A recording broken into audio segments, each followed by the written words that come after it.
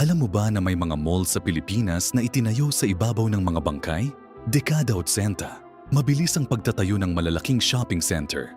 Masyadong mabilis at may mga kwentong hindi na nailabas sa publiko. Sinasabi ng mga manggagawa noon na may mga katrabaho silang hindi na bumalik. Walang ulat, walang bangkay na nahanap, basta nawala na lang. Ngayon, may mga security guard na nagkukwento. Ang elevator, tumitigil sa basement na wala sa blueprint. Ang CCTV, nakakakuha ng footage ng mga mannequin na gumagalaw sa gabi. Walang tao, walang dahilan. Pero ito ang pinakamakapal na parte. May mga mamimili na naiguide ng isang lalaki sa hard hat pababa ng tamang aisle. Tumingin sila ulit. Wala na. Hindi multo ang tawag doon sa mga naniniwala. Tawag nila, bayad na hindi pa nababayaran.